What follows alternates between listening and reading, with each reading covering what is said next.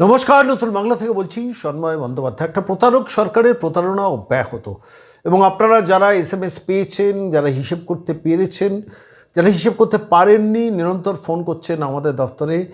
সংগ্রামী যৌথ মঞ্চ হেল্প ডেস্কের নাম্বার বাড়াচ্ছে, তাদের সঙ্গে টেকনিক্যাল পার্টটাকে আপনারা কথা বলে ক্লিয়ার হবেন, কেননা সরকার আলটিমেটলি বহু মানুষকে কাউকে 50, কাউকে 55, কাউকে 60% টাকা মারছে। যেমন আজকে এই প্রতিবেদন শুরুর সময় আমি আপনাদের একজন WBCS অফিসার, আমি তাঁর বক্তব্য বারুইপুর থেকে পেয়েছিলাম। তিনি একজন WBCS অফিসার, পরীক্ষা দিয়ে সাদা খাতা জমা দিয়ে নয় চাকরি পেয়েছিলেন এবং তারপর রিটায়ার করেছেন এবং তিনি অ্যাকাউন্টসটা জানেন, তিনি নিজে একটি হিসেব করেছেন। সেই হিসেব করার পর তাঁর অভিজ্ঞতাটা শোনাবো এবং তারপর আমি আসছি বাকি প্রসঙ্গে। একটু মনোযোগ দিয়ে শুনুন কি বললেন ভদ্রলোক। নমস্কার। নমস্কার সঞ্জয় বাবু, নমস্কার। আমি হ্যালো বলছি, আমি সাব রেজিস্ট্রার। বললেন সাব রেজিস্ট্রার, আমি ডাইরেক্ট মানে পরীক্ষা দিয়ে সাব রেজিস্ট্রার হয়েছিলাম। WBCS officer. হ্যাঁ, WBCS officer, sub registrar, D গ্রুপের চাকরি পাই। যা হোক, আমি আমার যে মানে ডিএর টাকা আমি রিটার্ন করেছি বারুইপুর থেকে, এডিএসআর বারুইপুর থেকে রিটায়ার করেছি 1909 সালে ফেব্রুয়ারি মাসে। বুঝলেন, আমার হিসাবে আমি 1,41,000 প্লাস টাকা পাবো, কিন্তু আমার যে নোটিফিকেশনটা এসছে ওরা পাঠিয়েছে যেটা দিয়েছে 1,12,500 কয় টাকা যেন মনে নেই। যা হোক 1,12,500 প্লাস, বুঝছেন? এই তাহলে মানে আমাকে কম দিয়েছে আমার মনে হয়, প্রায় 30,000 টাকার কাছাকাছি কম কম এরকম এটা মনে হয়েছে। বলবেন আচ্ছা, ঠিক আছে, আমি নোট করলাম। আমি প্রচুর এরকম তথ্য পাচ্ছি। আপনারা শুনলেন একজন WBCS অফিসার তার অভিজ্ঞতার কাহিনী আমাদের শেয়ার করেছিলেন।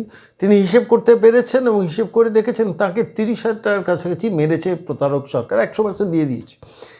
আমি বলছি এরকম প্রচুর মানুষের অভিজ্ঞতা আছে, ইনি তো তবু হিসেবটা করতে পেরেছেন। আপনি যদি হিসেব না করতে পারেন, আপনারা মাঝে মাঝে আমাদের কাছে ফোন করছেন, কিন্তু এই হিসেবটা জানার জন্য আপনাদের সংগ্রামী যৌথ মঞ্চের হেল্প ডেস্কে ফোন করতে হবেন। তারা ঘুরিয়ে দরকারে আপনাদের ফোন করবেন, কিংবা তাদের মেল আইডিতে আপনারা লিখিতভাবে ডিটেলস নোটটা দেবেন এবং সেখান থেকে জানবেন। আমি আজকে এইটুকু ডিএ সংক্রান্ত ব্যাপার বলে আমি আজকে চলে যাব আরও একটা খুব গুরুত্বপূর্ণ ব্যাপারে। গতকাল গেছে 23শে এপ্রিল, 1 বছর কমপ্লিট হলো। 2025 সালে এই দিনে 25,753 জনের চাকরি গিয়েছিল। আমরা কেউ আর সেটাকে স্মরণ করি না। কেন একটা বছর সেই অন্ধকার দিনটাকে মনে করলে শিউরে উঠতে হয়। এবং স্বাভাবিকভাবে ধরুন 25,753 জনের মধ্যে অনেক এমন শিক্ষিত মানুষ ছিলেন যারা যোগ্যতার ভিত্তিতে পরীক্ষাটা দিয়েছেন, কিন্তু তাদের জীবনের উপর দিয়ে কি রোড রোলার একজন প্রতারক মহিলার নবান্নে বসে থেকে চালিয়েছিলেন একটু ভাবুন তো। যদি ওয়েমার্কশিটটা প্রকাশ করে দিতেন তাহলে তো সেই মানুষগুলোর উপর এই রোড রোলারটা চালাতে হতো না। তারা কেমন আছেন? অনেকে তো চাকরি পরীক্ষা দিয়ে শেষ পর্যন্ত চাকরিটা পাননি, তাদের খোঁজ খবর কি আমরা কেউ রাখি? কিংবা ধরুন আমি বলছি 25,753 জনের চাকরি যাওয়ার পর প্রায় 5,70,000 শিক্ষিত বেকার 2009, 10 এবং 11, 12 পরীক্ষায় বসছিল। কতজনের চাকরি হয়েছে? 30-32 হাজার জনের চাকরি হবেন। বাকিরা সেই শিক্ষিত মানুষদের তাদের জীবনের তো একটা সময় ক্রস করে যাচ্ছে, বয়স ক্রস করে যাচ্ছে। আলটিমেটলি তো তারা শিক্ষকের চাকরিটা পাবেন না। বয়সটা ক্রস হয়ে গেলে পরবর্তীকালে কোনো পরীক্ষাতেও বসতে পারবে না। কিংবা ধরুন 1 তারিখ, 8 তারিখ এই মাসের গত মাসের 16 লক্ষ শিক্ষিত ছেলেমেয়ে গ্রুপ সি, গ্রুপ ডির জন্য পরীক্ষায় বসেছে। কজনের চাকরি? 8,000 সামথিংয়ের চাকরি হবে, তাও সেখানে জালিয়াতি হবে কিনা কেউ জানে না। তাহলে বাকি আমি বলছি 15,90,000 মানুষের, যদিও কিছুটা পরীক্ষার্থী কম দিয়েছে পরীক্ষা, যাই হোক অ্যারাউন্ড 15 লক্ষ, সেই ছেলেমেয়েদের ভবিষ্যৎটা কী হবে? তাদের তো বয়সটা আলটিমেটলি একটার পর একটা বছর চলে যাবে। আমরা কেউ তাদের কথা বলছি, নির্বাচনের সময় তো তাদের কথা বেশি করে বলা দরকার, শিক্ষিত বেকারদের কথা। আপনারা যারা সরকারি কর্মচারী, আপনারা যারা অবসরপ্রাপ্ত কর্মচারী, আপনাদের ঘরেও এইসব অনেক ছেলেমেয়েরা আছেন যাদের পড়াশোনা করিয়ে বড় করেছেন। তাদের দীর্ঘশ্বাস, তাদের চোখের জল আপনি হয়তো বাবা হিসেবে দেখতে পান না, মা হিসেবে দেখতে পান না। পাশের ঘরে দরজা বন্ধ করে ফুপিয়ে হয়তো ছেলে সারাদিন প্রাইভেট টিউশনি করে সে খায়, মানে কাঁদে। আপনি কি দেখতে পারেন? বাবা মা হিসেবে অনুভব করেন, অনুভূতিটা আপনার হয়। এই অনুভূতিটা এই যন্ত্রণাটা কাউকে বোঝানো যাবে না। কত লক্ষ লক্ষ শিক্ষিত বেকার এই বাংলায় অসহায় হয়ে জীবনযাপন করছেন। 23 এপ্রিল গতকাল ছিল সুপ্রিম কোর্টের সেই রায়ের 1 বছর হয়ে যাওয়ার দিন। নির্বাচনের সময় সেই দিনটাকে স্মরণ করা দরকার। কত কত পাপ করেছেন নবান্নের 14 তলার ওই সরকার, যার জন্য এত অন্ধকার নেমে এসছে মানুষের জীবনে। আমি সরাসরি সংগ্রামী যৌথ মঞ্চের ভাস্কর ঘোষের সঙ্গে এই নিয়েই কথা বলছিলাম কিছুক্ষণ।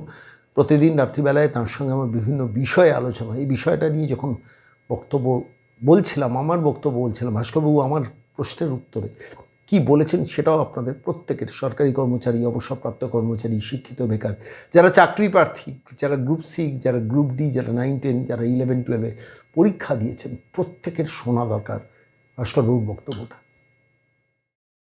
ভাস্করবাবু নমস্কার। আমি আজকে ফিরে এলাম আপনার কাছে, সেটা হচ্ছে 23 এপ্রিল যখন আপনার সঙ্গে কথা বলছি, সেই দিনটা হচ্ছে পশ্চিমবঙ্গের মধ্যে একটা ব্ল্যাক ডে। মানে এ রাজ্যের সরকার, এ রাজ্যের প্রশাসন, এ রাজ্যের প্রতারক যে কীর্তি করে গেছেন দিনের পর দিন, তার জন্য ব্ল্যাক ডে। সেই ব্ল্যাক ডেটাকে একটু মনে করার চেষ্টা করছিলাম। গত বছর 2025-এর 23 এপ্রিল একটু ব্যাখ্যা করবেন, বলবেন? হ্যাঁ, রাজ্যবাসীর হয়তো স্মরণে থাকার কথা নয়, কারণ এত দুর্নীতি তারা প্রতিদিন দেখেন যে সেখানে এরকম একটা নতুন দুর্নীতি আর কি আছে। আমাদের সবকিছু এখন গা শোয়া হয়ে গেছে। হুম আহ, গত বছর এই আজকের দিনেই মানে 23 এপ্রিলেই সুপ্রিম কোর্টের সেই রায় হয়, যে রায়ের ফলে একটা সরকারের প্রাতিষ্ঠানিক দুর্নীতিকতা যখন একদম চূড়ান্ত শীর্ষে অবস্থান করে, তখন যেমন সে আহ, মানে যোগ্য অযোগ্যের বিচার করে না, হুম ঠিক একই রকম ভাবে সেই রায়ের ফলে এবং এই প্রতিষ্ঠান, এই দুর্নীতিগ্রস্ত ঘুণধরা প্রতিষ্ঠান তার নিজের অপকর্মের মানে দায়টাকে সাধারণ শিক্ষক কর্মচারীদের উপর ছেড়ে দেওয়ার ফলে 25,700-র উপর শিক্ষক এবং শিক্ষাকর্মী, তাদের মধ্যে একটা বড় অংশ মানে অধিকাংশটাই যারা যোগ্য ছিলেন, তাদেরকে বলি দিতে হয়, মানে তাদের বলি হয় আর কি, এই সরকারের অপকর্মের জন্য। আজকে তার 1 বছর পূর্তির দিন।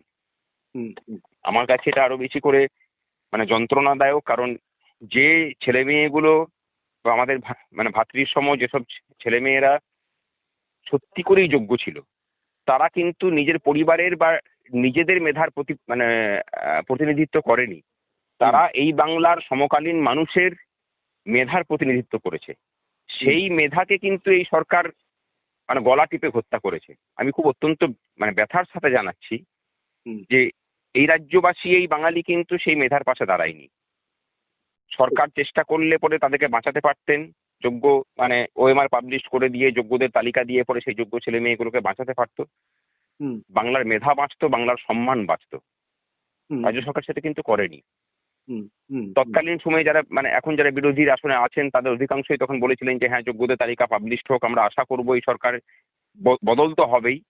বদল হলে পরে তারা এসে পরে আবার নতুন করে মানে ওএমআর সিট পাবলিশ করে মানে একদম যোগ্যদের তালিকা প্রকাশ করে আবার নতুন করে সুপ্রিম কোর্টের কাছে যাবে এবং এই যোগ্যদের বাঁচানোর জন্য আরেকটা প্রচেষ্টা অন্তত করবে। সেটা সম্ভব কিনা জানি না, কিন্তু আশা করি সেটা হলে পরে হয়তো মানে কিছু ঘুরে দাঁড়াতেও পারে, মানে সবকিছুই সম্ভব হতে পারে। না, আমি একটা জিনিস কিন্তু হ্যাঁ বলুন, আপনি হ্যাঁ, বলুন। কিন্তু আরেকটা বড় সমস্যা যেটা আমি ওই মানে উল্লেখ করার চেষ্টা করব, হুম, যে এই যে বলি হওয়া, সেই বলি হওয়ার পিছনে কিন্তু মানে পশ্চিমবঙ্গ একটা অদ্ভুত রাজ্য, যেখানে মানে নিজেদেরই বলি নিজেরাই ঘাড় পেতে দেয়। এটা হচ্ছে এমন একটা রাজ্য।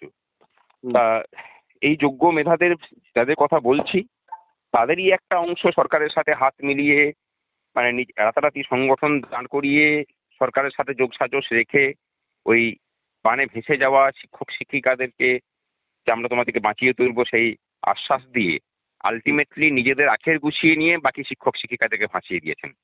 বিভিন্ন মঞ্চ তৈরি হয়েছে যোগ্য নাম দিয়ে, কিন্তু তারা যোগ্যদের কোনো স্বার্থ রক্ষা করেনি। উল্টে মানে যত রকম ভাবে যোগ্যদেরকে বঞ্চিত করা যায়, তারা যাতে না বাঁচতে পারে তার জন্য সমস্ত রকম প্রচেষ্টা তারা করে গেছেন, এখনো পর্যন্ত করে গেছেন। বিরোধী দলনেতাকে তখনও আমরা আবেদন করেছিলাম যে এদেরকে বাঁচানোর জন্য সর্বত প্রচেষ্টা করুন। এখনো সেই আবেদন রাখছি ভোটের মুখে দাঁড়িয়েও, যে তার অন্তত এই বিষয় নিয়ে তার অন্তত একটা বিবৃতি অন্তত আসুক, রাজ্যের মানুষ বুঝুক যে হ্যাঁ, দুর্নীতির বিরুদ্ধেও যেমন বিরোধী দলগুলো আছে, এই দুর্নীতির প্রতিষ্ঠানটাকে ছিন্ন বিচ্ছিন্ন করে যোগ্য মানুষদেরকে বাঁচানোর জন্য তাদের প্রচেষ্টা জারি থাকবে। ঠিক।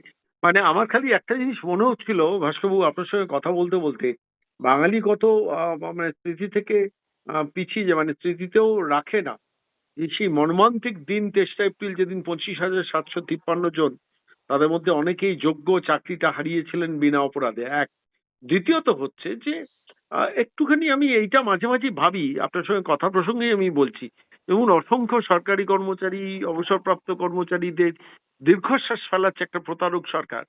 ঠিক একই সঙ্গে একটু ভালো করে ভেবে দেখুন, 16 লক্ষ ছেলে মেয়ে পরীক্ষা দিল মার্চ মাসের 1 তারিখ এবং 8 তারিখ গ্রুপ সি গ্রুপ ডির জন্য। পোস্ট কটা? 8,000 সামথিং, যেখানে 45 থেকে 48,000 গ্রুপ সি গ্রুপ ডির পোস্ট ভেকেন্ট রয়েছে। সেখানে মাত্র 8,000 পোস্ট ভেকেন্ট রেখে পরীক্ষাটা 1 তারিখ 8 তারিখ নিয়ে নিল, অর্থাৎ গাজর সবার সামনে ঝুলিয়ে রাখলো যে দেখো আমরা তো পরীক্ষা নিচ্ছি, কিন্তু দিনের শেষে অন্ধকার অধিকাংশ মানুষের জীবনেই নামবে স্বাভাবিক নিয়মে, কেন যখন 8,000 ভ্যাকেন্সি, সেখানে 16 লক্ষ ছেলে মেয়ে পরীক্ষা দিচ্ছে। এক, দ্বিতীয়ত হচ্ছে প্রায় 5,70,000 মানে শিক্ষিত ছেলে মেয়ে, তারা পরীক্ষা দিয়েছেন যারা 9, 10 এবং 11, 12 এর জন্য। রিক্রুটমেন্ট কত? 35,000-এর মধ্যে। তার মধ্যে অনেকেই আছেন যারা চাকরি হারা, তারা পরীক্ষা দিয়েছেন।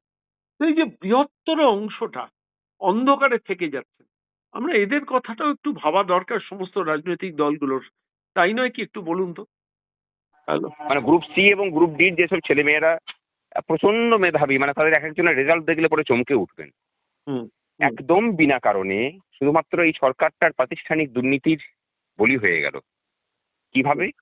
চাকরি তো চলে গেলই, শিক্ষকদের জন্য তাও বা মানে ওখানে আবার নিয়োগের ব্যবস্থা হলো, তাদের এক্সটেনশন হলো, তাদের বেতন পাচ্ছে। শিক্ষাকর্মী যারা আরো বেশি করে অর্থনৈতিক্যালি মানে ইকোনমিক্যালি যারা আরো বেশি করে দুর্বল, তাদের কিন্তু বেতনটাও নেই আজকে 1 বছরের উপর। মানে কিভাবে চলছে, কি কাজ তারা করছে, কেউ খবর রাখেনি। আমরাও চেষ্টা করেছি, কিন্তু আমরাও ব্যর্থ হয়েছি। সেই ব্যর্থতার দায়ী একদম মানে মুক্ত কণ্ঠে স্বীকার করতে কোনো বাধা নেই, কিন্তু আমাদের লড়াইটা সেই অসম লড়াই হয়ে দাঁড়িয়েছিল।